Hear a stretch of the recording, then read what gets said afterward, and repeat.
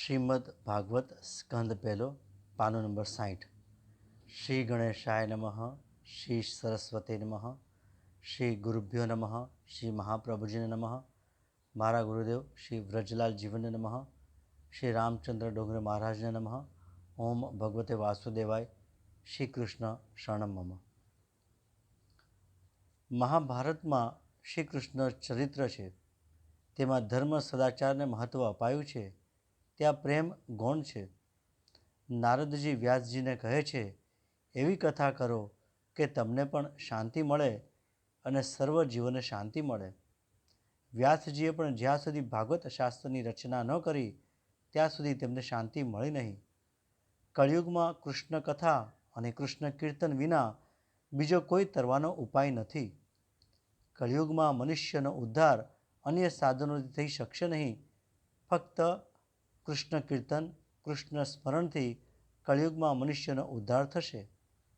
પરમાત્માની લીલા કથાનું વર્ણન આપ અતિ પ્રેમપૂર્વક કરો। સર્વ સાધનનું ફળ પ્રભુ પ્રેમ છે। આપ તો જ્ઞાની છો, મહારાજ આપને વધુ શું કહું? હું મારી જ કથા આપને કહું છું, હું કેવો હતો અને કેવો થયો। વ્યાસજીની ખાતરી માટે નારદજી પોતાનો જ દાખલો આપે છે, પોતાના પૂર્વજન્મની કથા સંભળાવે છે। કથા શ્રવણ અને સત્સંગનું ફળ બતાવે છે। કથા શ્રવણથી, સંતોની સેવા કરવાથી જીવન સુધરે છે। હું દાસી પુત્ર હતો, પણ મેં 4 મહિના કનૈયાની કથા સાંભળી, મને સત્સંગ થયો તો મારું જીવન દિવ્ય બન્યું। કૃષ્ણ કથાથી મારું જીવન સુધર્યું। હું દાસી પુત્ર હતો, આચાર વિચારનું ભાન હતું નહીં, પરંતુ મેં કથા સાંભળી એટલે મારું જીવન પલટાયું। આ બધી મારા ગુરુની કૃપા છે। વ્યાસજી નારદજીને કહે છે, તમારા પૂર્વજન્મની કથા કહો। નારદજી કહે છે, સાંભળો। હું 7-8 વર્ષનો હતો, મારા પિતા નાનપણમાં મરણ પામેલા। મારી મા દાસી તરીકે કામ કરતી હતી। હું ભીલ બાળકો સાથે રમતો। મારા પુણ્યનો ઉદય થતાં અમે જે ગામમાં રહેતા હતા ત્યાં ફરતા ફરતા સાધુઓ આવ્યા। ગામ લોકોએ તેઓને અમારા ગામમાં ચાતુર્માસ ગાળવા કહ્યું અને સંતોને કહ્યું, આ બાળકને તમારી સેવામાં સોંપીએ છીએ। તે પૂજાના ફૂલો લાવવા વગેરે કામમાં મદદ કરશે। વિધવાનો છોકરો છે, તે પ્રસાદ પણ તમારી સાથે જ લેશે। મને સંતોના એકલા દર્શન નહીં, પરંતુ તે સાથે તેઓની સેવા કરવાનો લાભ મળ્યો। કોઈ મહાપુરુષની પ્રત્યક્ષ સેવા ન કરો ત્યાં સુધી મનમાંથી વાસના જતી નથી, અંદરના વિકારો જતા નથી। મારા ગુરુ પ્રેમ ભક્તિમાં રંગાયેલા હતા, મને સાચા સંતની સેવા મળી। સાચા સંતના દર્શન થતા નથી અને થાય છે તો તેના પ્રત્યે સદભાવ જાગતો નથી। મારા ગુરુદેવ સાચા સંત હતા। ગુરુ અમાની હતા એટલે બીજાને માન આપતા હતા। એના સંગથી મને ભક્તિનો રંગ લાગ્યો। ગુરુએ મારું નામ હરિદાસ રાખ્યું। શુકદેવજીએ જન્મતા વેત વ્યાસજીને કહ્યું કે મારે તમારી સાથે કોઈ સંબંધ નથી, તમે મારા પિતા નથી, મારા પિતા પ્રભુ છે, મને જવા દો। પરંતુ આ માર્ગ સામાન્ય મનુષ્યોથી અનુસરી શકાય એવો નથી। સહેલો માર્ગ એ છે કે સર્વ સાથે પ્રેમ કરો અથવા એક પ્રભુ સાથે જ પ્રેમ કરો। આત્મા પરમાત્મા એક છે। ગુરુદેવ પ્રેમની મૂર્તિ હતા। ગુરુજી ઉઠતા પહેલાં હું ઉઠતો, ગુરુજી સેવા કરે ત્યારે ફૂલ તુલસી હું લઈ આવતો। મારા ગુરુજી દિવસમાં 2 વાર કીર્તન કરે, સવારે બ્રહ્મસૂત્રની ચર્ચા કરે, પણ રોજ રાત્રે કૃષ્ણ કથા, કૃષ્ણ કીર્તન કરે। કનૈયો તેમને વહાલો। મારા ગુરુદેવના ઈષ્ટદેવ બાળકૃષ્ણ હતા। આ ઋષિઓ બાળ સ્વરૂપની આરાધના કરે છે। બાળક જલ્દી પ્રસન્ન થાય છે। બાળકૃષ્ણ જલ્દી પ્રસન્ન કરે છે, જલ્દી પ્રસન્ન થાય છે। કનૈયાનો કોઈ ભક્ત તેને બોલાવે છે તો કનૈયો દોડતો આવે છે। હું કીર્તનમાં જતો, કથા સાંભળતો। હું બહુ ઓછું બોલતો હતો, બહુ બોલનારો સંતોને ગમતો નથી। વાણીથી શક્તિનો વ્યય કરશો નહીં, તેથી બહુ ઓછું બોલો। મૌન રાખી સેવા કરનાર ઉપર સંત કૃપા કરે છે। આ 3 ગુણ નારદજી કહે છે મારામાં હતા। હું તો ભીલ અને કોળી બાળકો સાથે રમવા જાઉં। એક દિવસ હું કથામાં ગયો। મારા ગુરુદેવ કૃષ્ણ કથાનું વર્ણન કરતા હતા। મેં કથામાં બાળ લીલા સાંભળી। નાના બાળકો કનૈયાને બહુ વહાલા લાગે છે। કથા શ્રવણ કરતાં પ્રભુ પ્રત્યે સદભાવ જાગ્યો। કૃષ્ણ કથા એ પ્રેમ કથા છે। કૃષ્ણ કથામાં યોગીઓને, સ્ત્રીઓને, બાળકોને સર્વને આનંદ આવે છે. શ્રી કૃષ્ણની કથા જ એવી એક દિવ્ય છે કે તે સર્વને આનંદ આપે છે. કૃષ્ણ કથામાં એવો આનંદ આવવા લાગ્યો કે મારું રમવાનું છૂટી ગયું, હું રમવાનું ભૂલી ગયો. કૃષ્ણ કથામાં ગુરુદેવ પાગલ બને, મનુષ્ય સંસાર પાછળ પાગલ બન્યો છે, તેમાંથી મુક્ત થઈ ભગવાન પાછળ પાગલ બને તો જીવ શિવ એક થાય. સંતની આંખ શુદ્ધ હોય છે, પવિત્ર હોય છે. સંત આંખથી પાપ કરતા નથી. સંતની આંખમાં શ્રી કૃષ્ણ બેઠેલા હોય છે. સંત 3 પ્રકારે કૃપા કરે છે. સંત જેની તરફ વારંવાર નિહાળશે તેનું જીવન સુધરશે. માળા કરતાં જેને સંભાળશે તેનું જીવન સુધરશે. પ્રેમમાં જેને ભેટી પડે તેનું કલ્યાણ થશે. તમારી આંખ રતનનું જતન કરજો. મારા ગુરુદેવ મને વારંવાર નિહાળે. ગુરુજી કહે, આ છોકરો બહુ ડાયો છે. ગુરુજીને આનંદ થાય કે આ જીવ જાતિહીન છે પણ કર્મહીન નથી. સંત જેને પ્રેમથી નજર આપે છે તેનું કલ્યાણ થાય છે. એક દિવસ સંતો જમી રહ્યા પછી હું તેઓના એઠા પતરાવળા ઉઠાવતો હતો. હું દાસીપુત્ર હતો, મને ખાવાનું કોણ આપે? ગુરુજીએ આ પ્રમાણે મને સેવા કરતા જોયો. સંતનું હૃદય પીગળ્યું. ગુરુએ પૂછ્યું, હરિદાસ, તે ભોજન કર્યું કે નહીં? મેં ના પાડી. ગુરુને મારા ઉપર દયા આવી. આ બાળક કેવો ડાયો છે.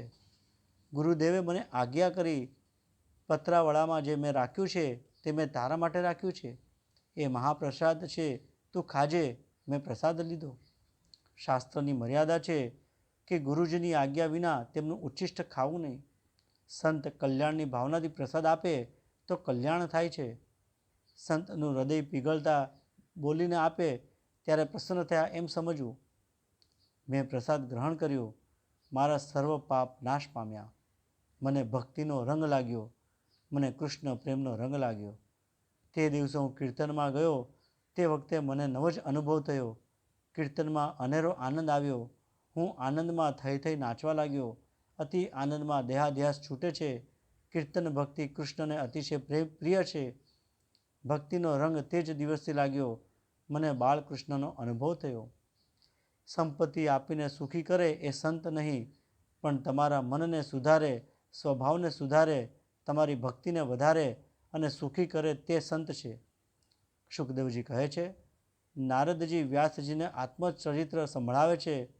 હું ઓછું બોલતો હતો એટલે મારા ઉપર સંતની કૃપા થઈ. હું સેવામાં સાવધાન રહેતો હતો.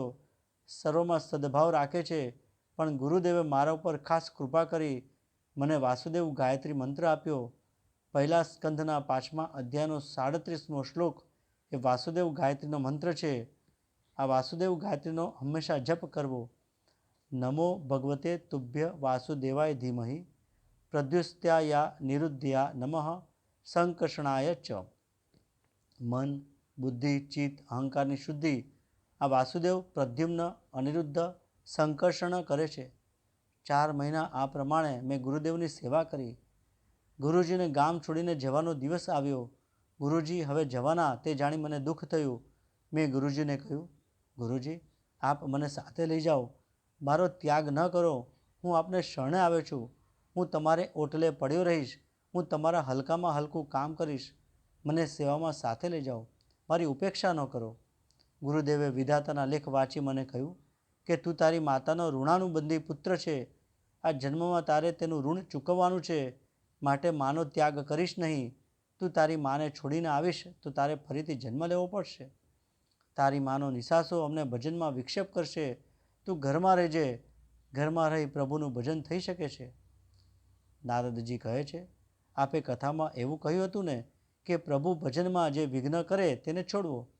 પ્રભુના ભજનમાં જે સાથ આપે તે જ સગો છે. ઈશ્વરના માર્ગે લઈ જાય એ જ સાચા સગાસ નહીં. મારી માતા જો મારા ભજનમાં વિક્ષેપ કરનારી હોય તો મારે શું મારી માતાનો ત્યાગ ન કરવો? મારી માની ઈચ્છા છે કે મને સારી નોકરી મળે, મારું લગ્ન થાય, મારે ત્યાં સંતાન થાય. સંસારી મા બાપને એવી ઈચ્છા હોય છે કે મારો પુત્ર પરણીને વંશ વૃદ્ધિ કરે. તમને એવી ઈચ્છા થતી નથી કે મારો પુત્ર પરમાત્માના તન્મય થાય, ભગવત ભક્ત થાય? અરે વંશ વૃદ્ધિ તો રસ્તા ઉપરના પશુઓ પણ કરે છે. તેનો અર્થ શું? મારી મા ભજનમાં વિક્ષેપ કરનારી છે.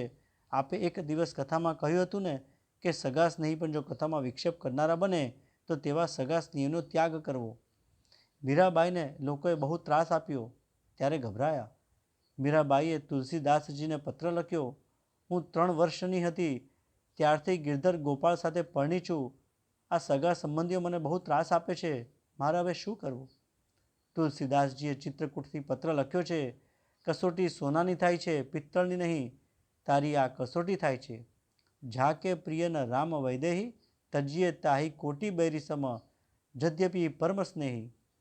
જેને સીતારામ પ્યારા ન લાગે, જેને રાધાકૃષ્ણ પ્યારા ન લાગે, એવો જો સગો ભાઈ હોય તો પણ તેનો સંગ છોડી દેવો. દુસંગ સર્વથા ત્યજવા યોગ્ય છે. દુસંગ સર્વથા ત્યાજ્ય.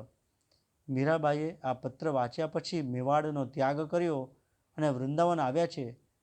ભક્તિ વધારવી હોય તો મીરાબાઈનું ચરિત્ર વારંવાર વાંચો. સંસારી મા બાપ પુત્રને પણ સંસારનું જ્ઞાન આપે છે. માના સંગમાં રહીશ તો ભજનમાં વિક્ષેપ થશે. ગુરુજીએ કહ્યું, તું માનો ત્યાગ કરે એ મને ઠીક લાગતું નથી. ઠાકોરજી સર્વ જાણે છે.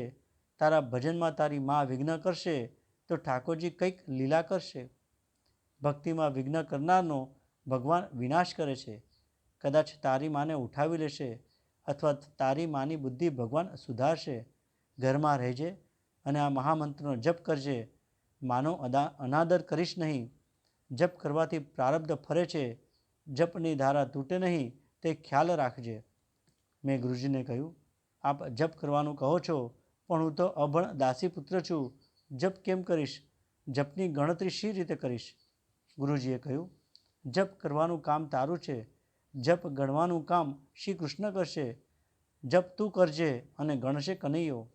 જે પ્રેમથી ભગવાનનું સ્મરણ કરે છે તેની પાછળ પાછળ ભગવાન ફરે છે. મારા પ્રભુને બીજું કાંઈ કામ નથી. જગતની ઉત્પત્તિ સંહાર વગેરેનું કામ માયાને સોંપી દીધું છે. પરમાત્માના નામનો જે જપ કરે છે તેની પાછળ પાછળ પરમાત્મા ફરે છે. જપની ગણતરી કરવાની હોય નહીં. જપ ગણશો તો કોઈને કહેવાની ઈચ્છા થશે અને કોઈને સંખ્યા કહેશો તો થોડા પુણ્યનો ક્ષય થશે. ગુરુએ મને વાસુદેવ ગાયત્રી મંત્રના 32 લાખ જપ કરવાનું કહ્યું. 32 લાખ જપ થશે તો વિધાતાના લેખ પણ ભૂસાશે, પાપનો વિનાશ થશે. બેટા, સતત આ મહામંત્રનો જપ કરજે. મંત્રથી જીવનો ઈશ્વર સાથે સંબંધ થાય છે. શબ્દ સંબંધ પહેલાં થાય છે. તે વિના બ્રહ્મ સાથે સંબંધ થતો નથી. તે પછી પ્રત્યક્ષ સંબંધ થાય છે. રોજ એવી ભાવના રાખવી કે શ્રી કૃષ્ણ મારી સાથે જ છે. શ્રી કૃષ્ણ પ્રેમનું સ્વરૂપ છે. તારું કલ્યાણ થશે. ખાવા બેસો ત્યારે એવી ભાવના કરો કે કનૈયો જમવા બેઠો છે. સૂવો ત્યારે પ્રભુ સૂતા છે એવી ભાવના કરો. યોગ સિદ્ધ થાય નહીં ત્યાં સુધી ભાવના કર્યા કરો. બેટા, તું બાળકૃષ્ણનું ધ્યાન કરજે. શ્રી કૃષ્ણનું બાળ સ્વરૂપ અતિ મનોહર છે. બાળકને થોડું આપો તો પણ રાજી થાય છે. ગુરુદેવે તેથી બાળ ઉપાસનાની બાળ સ્વરૂપનું ધ્યાન કરવાની આજ્ઞા કરી. ભાવનાથી બાળ સ્વરૂપનું ધ્યાન કરો. મારા ગુરુજી મને છોડીને ગયા. મને ઘણું દુઃખ થયું. દુર્જન જ્યારે મળે છે ત્યારે ત્યારે દુઃખ આપે છે. સંત જ્યારે છોડીને જાય છે ત્યારે દુઃખ આપે છે. પૂર્વજન્મના ગુરુદેવનું નામ લેતા નારદજી રડી પડ્યા. સાચા સદગુરુને કોઈ સ્વાર્થ હોતો નથી. મેં નિશ્ચય કર્યો અને જપ શરૂ કર્યા. હું સતત જપ કરતો હતો. જપ કર્યા સિવાય મને ચેન પડે નહીં. હાલતા ચાલતા અને સ્વપ્નમાં પણ જપ કરું. પથારીમાં રાતે સૂતા પહેલાં હંમેશા પ્રેમથી જપ કરો. જપની ધારા ન તૂટે. 1 વર્ષ સુધી વાણીથી જપ કરવા, 3 વર્ષ કંઠથી જપ કરવા, 3 વર્ષ પછીથી મનથી જપ થાય છે અને પછી અજપા જપ થાય છે. માને આ ગમતું ન હતું તેમ છતાં મેં 12 વર્ષ સુધી 12 અક્ષરના મહામંત્રનો જપ કર્યો. મનુષ્ય જપ કરે છે પણ છળ કપટ પણ ખૂબ કરે છે. તેથી તેમના પુણ્યનો નાશ થાય છે. માની બુદ્ધિ ભગવાન ફેરવશે એમ માની મેં કદી સામો જવાબ આપ્યો નહીં. મેં મારી માનો કોઈ દિવસ અનાદર કર્યો નહીં. તે પછી એક દિવસ માતા ગૌશાળામાં ગઈ. તેને ત્યાં સર્પનો દંશ થયો. સૂતજી સાવધાન કરે છે. સર્પ અપરાધીને કરડે છે. માએ શરીરનો ત્યાગ કર્યો. પ્રભુએ કૃપા કરી. અનુગ્રહ મન્ય માન. મેં માન્યું મારા ભગવાનનો મારા ઉપર અનુગ્રહ થયો. માતાજીના શરીરને અગ્નિ સંસ્કાર કર્યો. મને આનંદ થયો કે માતાના ઋણમાંથી મુક્ત બન્યો. ઘરમાં જે કાંઈ હતું તે સર્વ માની પાછળ મેં વાપરી નાખ્યું. મને પ્રભુમાં શ્રદ્ધા હતી, તેથી મેં કંઈ સંઘર્યું નહીં. જન્મ થતાં પહેલાં જ માતાના સ્તનમાં દૂધ ઉત્પન્ન કરનાર દયાળુ ભગવાન મારા પોષણની વ્યવસ્થા શું નહીં કરે? પરમાત્મા વિશ્વંભર છે. હું મારા ભગવાનનો છું, તો ભગવાન શું મારું પોષણ નહીં કરે? મેં કાંઈ લીધું નહીં. પહેરેલા કપડે મેં ઘરનો ત્યાગ કર્યો. જેનું જીવન કેવળ ઈશ્વર માટે છે તે કદાપી સંગ્રહ ન કરે. ભગવાન નાસ્તિકનું પણ પોષણ કરે છે. નાસ્તિક કહે છે, હું ઈશ્વરમાં માનતો નથી, પરંતુ મારા પરમાત્મા કહે છે, બેટા, તું મને માનતો નથી, પણ હું તને માનું છું તેનું શું?